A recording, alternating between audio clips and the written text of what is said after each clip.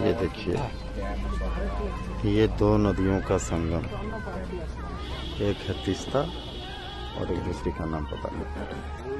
Camp कर रहे हैं कहाँ से जाता है? लव पॉइंट है, ये मीट पॉइंट है, वही लाभ हुआ। ये जो है, और वो नीचे सड़क में जो है ट्रैफिक भी है। बस आनंद लीजिए इन नज़ारों का, जो कि बस गैंगटॉक के ही रास्ते में कहीं है मीट पॉइंट।